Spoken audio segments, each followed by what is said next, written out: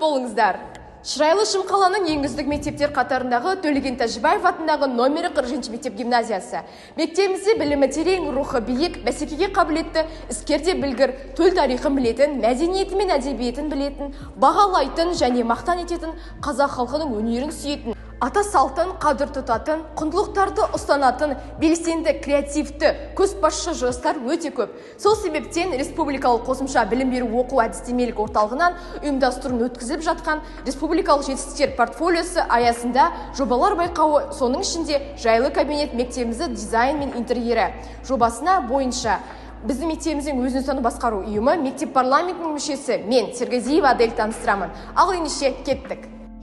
Ішкі дәрісіміздің оң жағында Қазақстан Республикасы мемлекеттік рәміздері орналастырылған. Атап айтсақ, ту, елтаңба, әнұран. Мемлекеттік рәміздер халқымыздың рухын, ұлттық салт санасын, қаһармандығы мен даналығын, болашаққа үмітін, арман тілегін жеткізетін ерекше құнды белгілер. Желбіреген аспан түстес байрағымыздың халқымыздың арманын асқақтатып, қыран бүркітте елімізді аспан әлеміне қалықтап тұр. Ал бұл бізде STEM кабинеті. STEM кабинетінде біздің оқушыларымыз ғылыми тәжірибеде өздерін сынай алады. Жалпы STEM кабинеті дегеніміз бұл Science, Technology, Engineering and Mathematics оқу ордасы болып табылады. Бұл әлемдік білім беру ұйымының технологиясының басқару жаңа деңгейі болып табылады. Ал қазір біздің оқушыларымыздың жұмысына баға беріңіздер.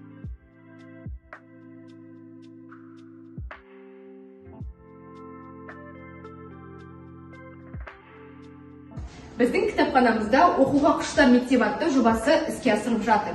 Бұл жобаның мақсаты білім алушылардың көркем әдебиетке деген сүйіспеншілігін арттыру және де тіл байлығын дамыту. Сондай-ақ біздің кітапханада қазақ көркем әдебиеттері, әлемдік әдебиеттер, сондай-ақ балаларға арналған кітаптар бар. Кітапханамызда коворкинг орталығы, интерактивті тақтамен, техникалық жабдықтармен жабдықталған. Мектебімізде ашылған абайтану кабинетінде ұлы ақынның өмірі, шығармашылығы, ізбасар шәкірттері туралы мәліметтер жинақталған. Қазақ халқының ұлы ақыны 19 ғасырдың жазба әдебиетінің негізін қалаушы.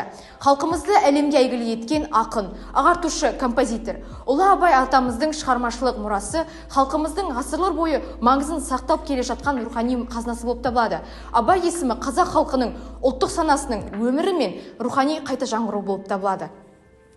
Ал бұл біздің мектеп парламенті кабинеті. Былтырғы оқу жылы ашылып жабдықталды. Оны біз көшбасшылар шығармашылық лабораториясы деп ат қойдық. Себебі бұл жерде мектеп парламенті мүшелерінің ұсынылып жатқан түрлі тың идеялар мен креативті бастамалары осы жерде іске асырылады.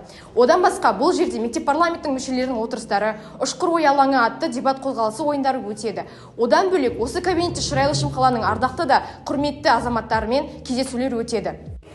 It cannot always be night.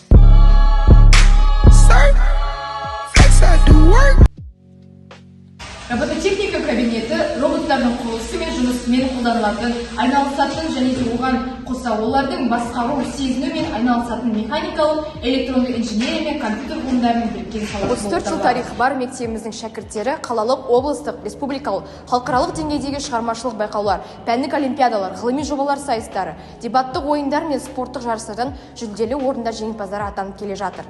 Спорт денсаулық кепілі демекші, бұл біздің мектептің спорт залы. Бұл жерде мектеп оқушылары шынығып қана қоймай, мектеп аралық аудандық республикалық жарыстарға қатысуға мүмкіндіктері бар. Дәл осы жарыстардың бірі мектептің оқушылары тек жеңіспен ғана оралады. Мысалы, жастар лигасы футболдан республикалық деңгейде бірінші орын иеленді. Және тағы да бір оқушымыз Райымқұл Димаш фристайлдан әлем чемпионатына қатысқалы отыр. Біз оның жеңіспен оралуына тілектеспіз.